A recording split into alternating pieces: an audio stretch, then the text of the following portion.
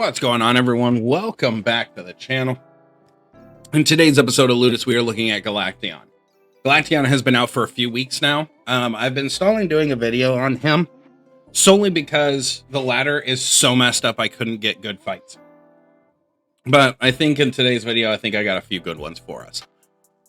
Galaction has also been on the fence for me. I love dragons. I wanted to get him, and I got him. I just wasn't pleased with his damage output.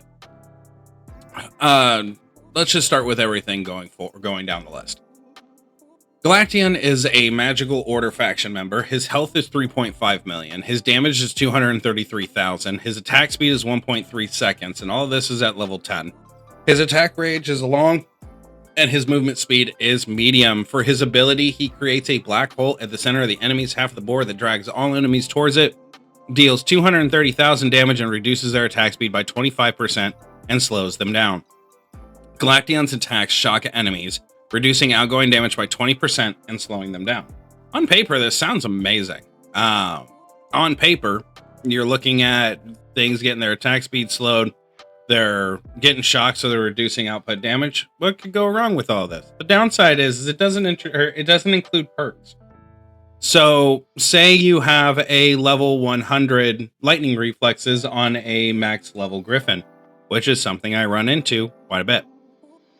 The slowdown and the shock mean absolutely nothing to that griffin, and I'm dead because he immediately jumps over to Galaction and kills him. So, yeah, the number 1 card in the game with the number 3 perk in the game beats this ability. That's one of the reasons why I haven't ran him very much, is there's so many counters to this. Say you have, let's look here. Iron Tony, or Pirate Queen, Gambler, Hocus Pocus going off on him, Kitsune getting to him. Basically, there's more counters for this than there are anything else. There's answers across the board. So he's kind of hard to run, but I know there are certain people who do enjoy him, and that's why I've tried to deck him out as best as humanly possible.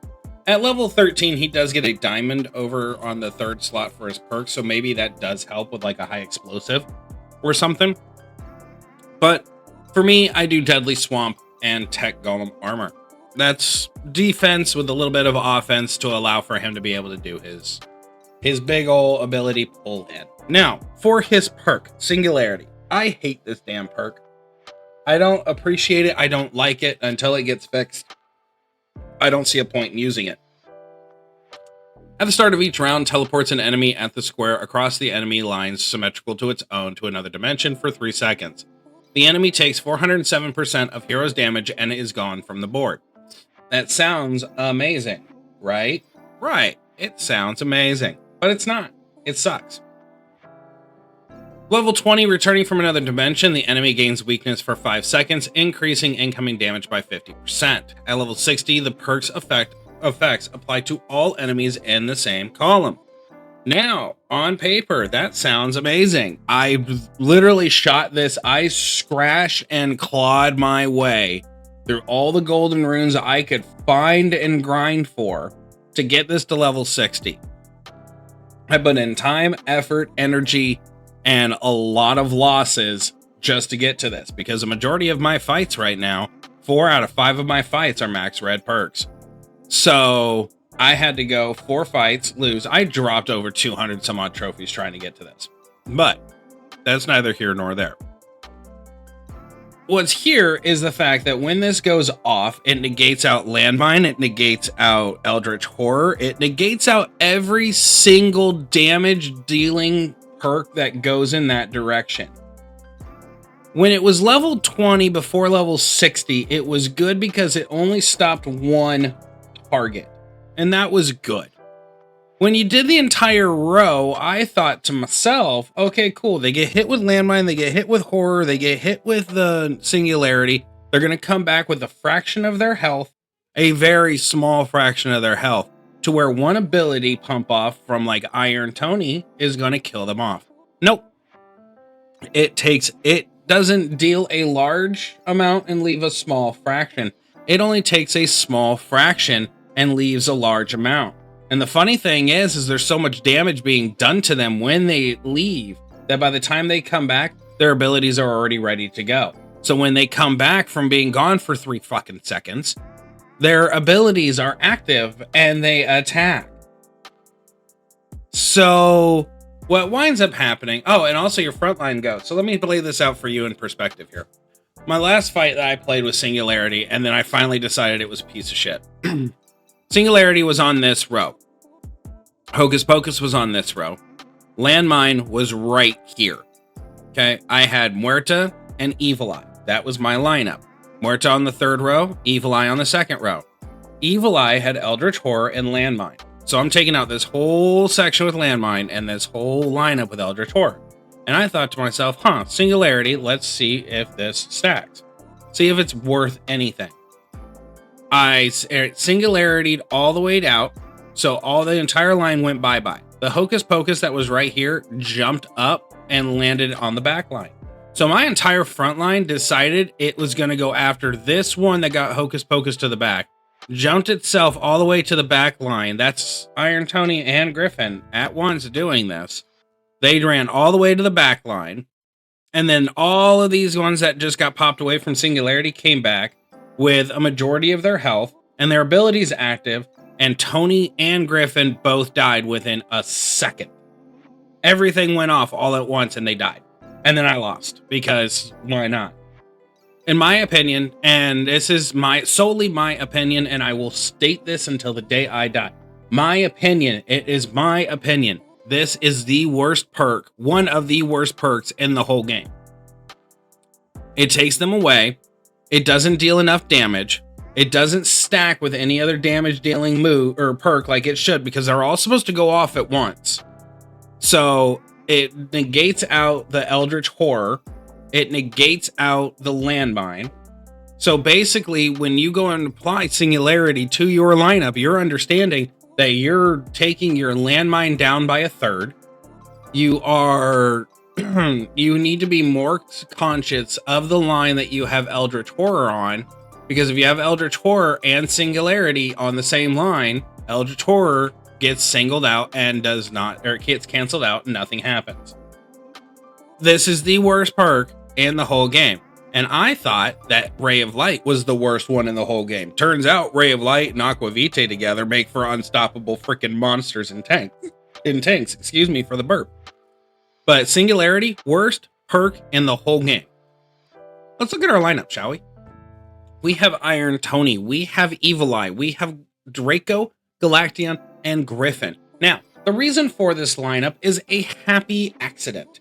So this next week's Rune Hunt, we have our featured heroes in Galaction and Draco. We have our double dragon, as it were.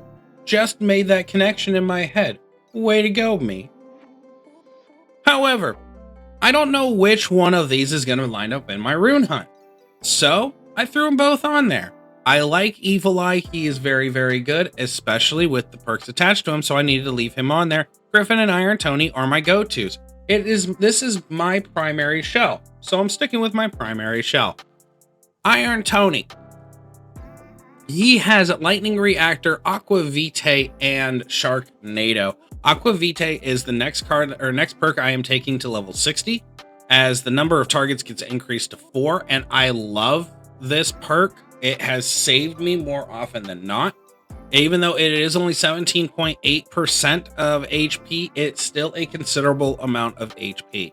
Especially when you include the fact that a lot of the HP that is being restored is getting buffed up from Mako's Tech Golem armor plating, Tech Golem armor plating, Mako's Bulwark, and a couple other things. So, really good perk. I like this perk. We have our Sharknado, obviously, for the energy drain that happens when they're caught inside the tornado. One of these days, I'm hoping to get it to level 100, because this is one of the better diamond perks. Then we have Lightning Reactor, which is set up to knock them back, stun them for 2 seconds, and hopefully one day I can get it to a level 100.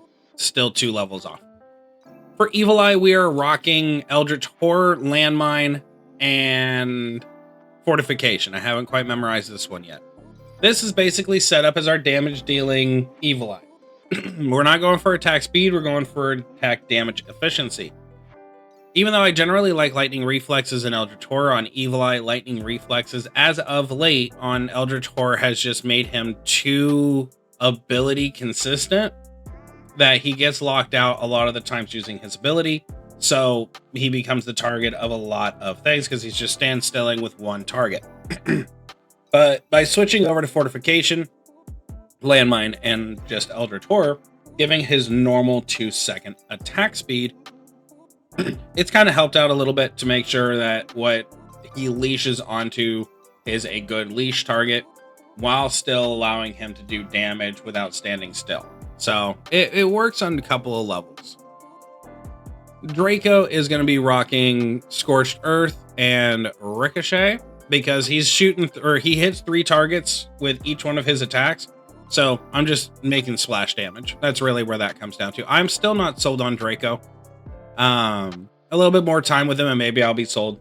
Maybe if I was to get him to level 13 and have double diamond so I could have high explosives and Ricochet, maybe that'd make the difference. I don't know. We need more diamond perks. Galaction, as I said before, is Deadly Swamp and Tech Golem armor plating. And then Griffin is Lightning Reflexes, Onslaught, and Mako's Bulwark. This is the super tank version of Griffin in my eyes. You can switch out Lightning Reflexes for Pumpkin Jack's perk, so that way he's gaining health while doing consistent damage. That is a good give and take there. I just prefer right now using Lightning Reflexes on Griffin, given the fact of Onslaught and Bulwark. I want him to do a little bit more damage in lieu of being a self-sustaining tank. Just kind of, I don't know, it's kind of my way of working around some things. So this is just me tinkering around with what perks I can and cannot use. Now, come the rune hunt and stuff like that, obviously this is going to change. And if I were to really want to change any of this, it would be honestly taking out Draco for Kitsune. Go triple frontline with the control being Kitsune, Griffin, and Tony Stun. So we have Tony Stun, Kitsune's energy regen, and then the amount of damage just done from Griffin with his stun. Works out a whole heck of a lot better. That's if I wanted to go down that route. So right now I kind of want to stick with the triple backline, see what comes of that, and if necessary I will throw in one match with Kitsune just to show what goes on. So that is our lineup for this video. Let's go and stop talking and start fighting. We'll get into the fights and see how it goes. All right, so our first fight is against Mosquito. I'm okay with this fight. This is the first fight of the day. So this pairing is looking to be really even with us. Only 1 red perk, 2 legendaries, and then 6 epics. That's compared to us. We have 1, 2, 3, 4, 5 legendary perks. 1, 2, 3, 4. So we have 5 legendary, 5 epic, and 3 rare. So yeah, it balances out. Okay, how do I want to play this? Now, the unfortunate thing is, with this setup, we have a lot of backline. So the rock breaking for up front does tend to get a little wonky, I guess is the best word I can relate to this. But once it actually gets solidified out, you're pretty good and well off, at least from my experience so far. We're just going to leave it at that. We've done well. We got a couple of tier 3s. We're just going to walk all over them at this point until his Griffin becomes level 100. Now, I do need to check that Griffin. Is it lightning armor? Yep, it's Tech Golem armor plated. Okay. So that is good to know. And Evil Eye is landing in the wrong locations. Now, one of the things I've been trying to get myself locked into, and you're about to see it, is being okay with setups like this. Not merging at all, just being okay with what came down, because the turn before we merged so much and got so much power, we left too much dead space. So upon leaving that dead space, we only click the 5 times, get our board reset, and just kind of slowly rebuild from there. Now, if you are this is if you're winning. If you are losing, then you might feel a bit pressured to start merging and feel like you're getting somewhere in the world. It works in some cases, in other cases it doesn't. Sometimes it's detrimental for you to consistently keep merging. Other times it's very beneficial. So it's based off of your own gut instinct. Go with your gut feeling. Go with what you think is going to be the best course of action. Stall or blow through. You know what I mean? I know you know what I mean. You're all very smart. Okay. Click here. We're going to go here. I like this location. So now I'm going to start dead spacing a little bit.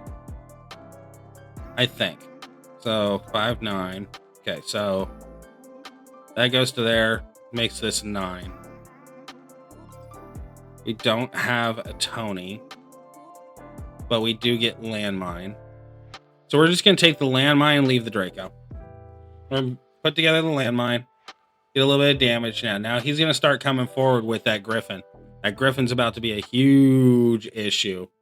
We're going to go with Galaction. Starts each round with a 10-second shield, equal to 38% of its HP. While the shield is active, Galaction is immune to teleportation effects. Hocus Pocus is right there. So that means one fun thing we can do, if we so choose, is put a Galaction right here. Because it's funny. Negates it out. Yeah, we're going to go here. Here. We're getting a lot of Draco. Like, a lot of Draco. Frick! I don't know what happened there. My hand went the wrong direction. But we saved it. We're fine. Fine. Let's dead space this out a little bit. We're fine. Everything's fine. Okay. And boop goes the Tony. I'm not really worried at this juncture. I'm going to be worried here in a second.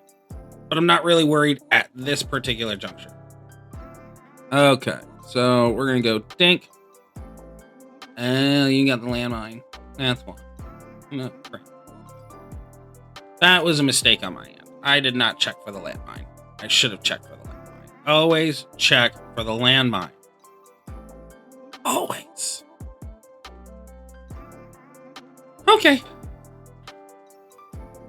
I didn't check for the landmine, but it looks like Griffin is dead. Okay. I need to switch back. I need to switch back to Pumpkin Jack. Crap baskets. We just didn't get to the landmine quickly enough. They got to the landmine a whole heck of a lot quicker, and I did not place correctly in the slightest. Here. Hi, Tony. Come over here. So that way Hocus Pocus no longer plays a role in our life. Let's go Peter Dink. Peter Dink. And then Dink. Dink. See what we can pull from our magical cap. We'll leave that. We're going to lose anyways. Just go. Landmine was not in our favor from the get-go. So we had issues. Is Tony going to pull this out of our ass? Get in there, Tony. Holy crap. Tony turning it around with that Aqua Vitae, keeping everything alive. Okay, there is a glimmer of hope. Never say die, my friends. Never, ever say die. Okay, so we're going to go here. We're going to sack you.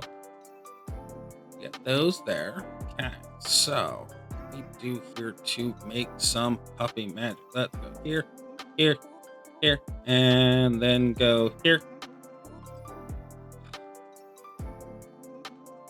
I need 2 of each, and there's really no real possibility of that. I could go and kill off. I'm just going to do it. Okay, we're almost there. Almost there. Got it.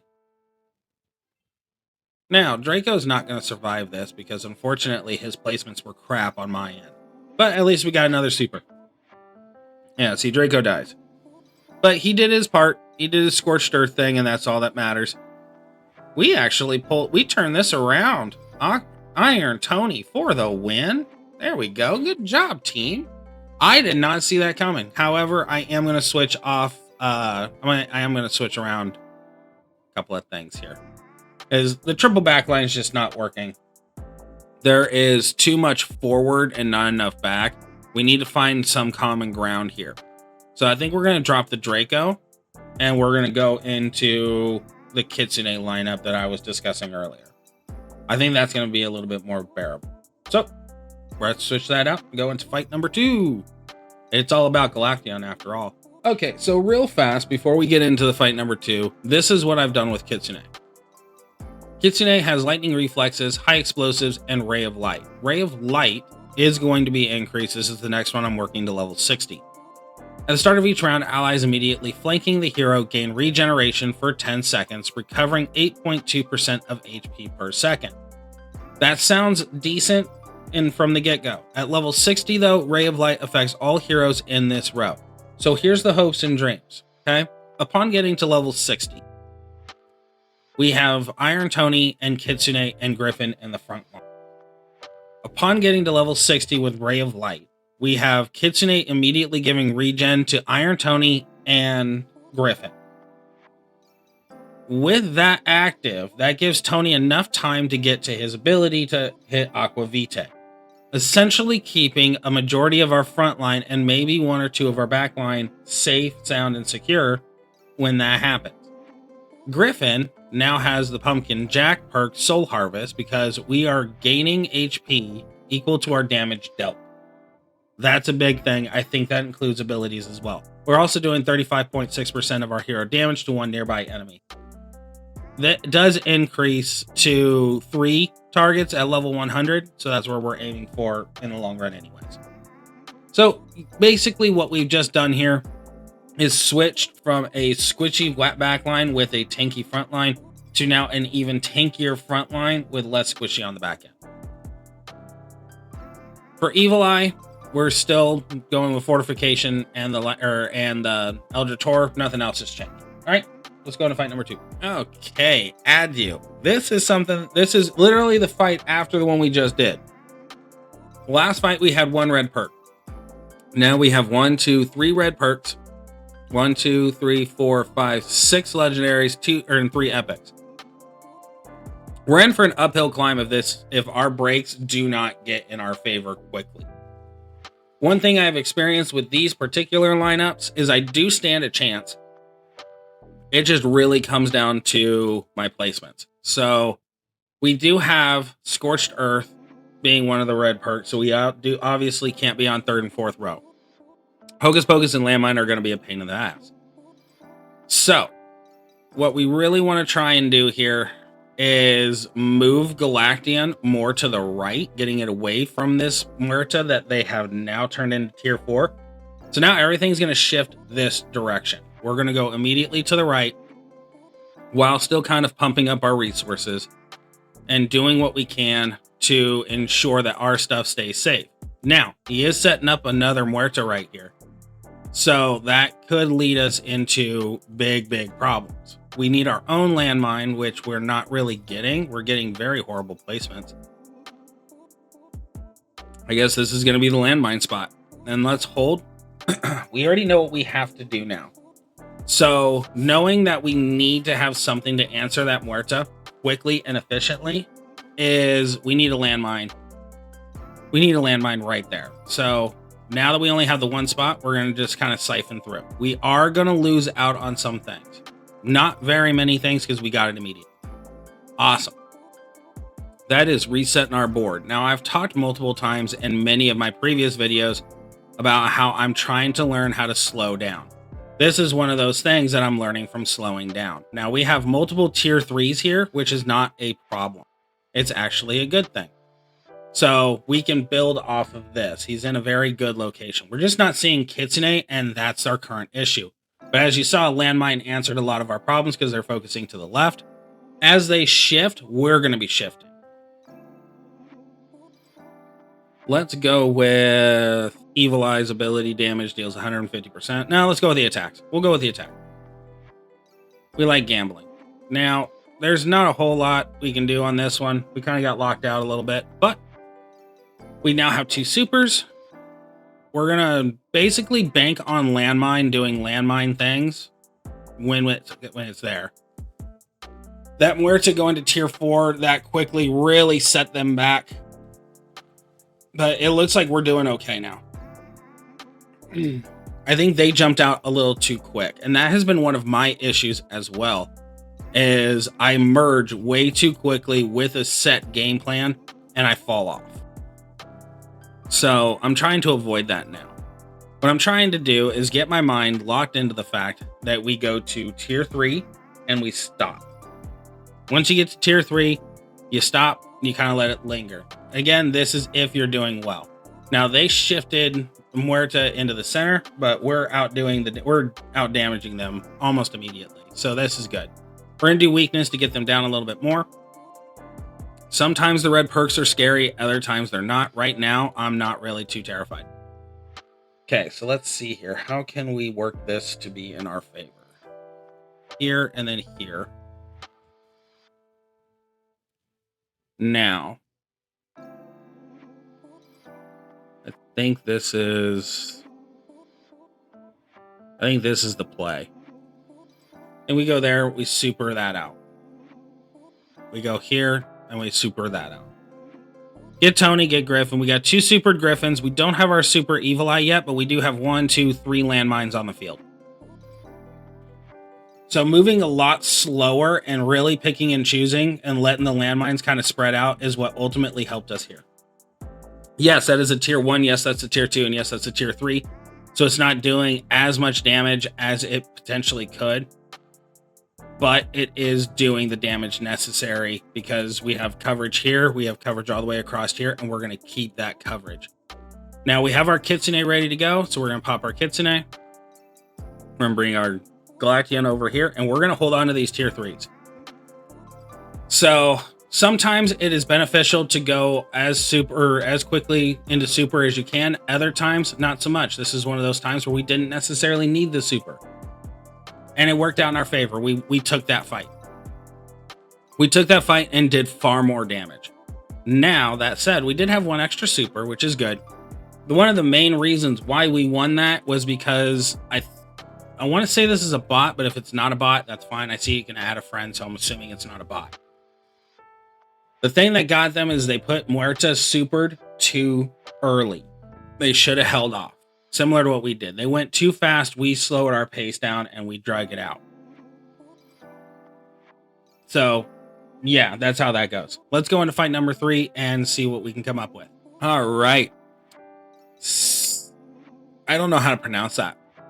Sielius is our third and final opponent. Not a bad lineup.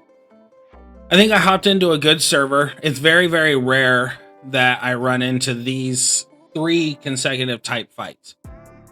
No, it's more common as of late that I run into full red lineups, bots that are significantly stronger than me, on the level of which I get nervous just from the initial fight.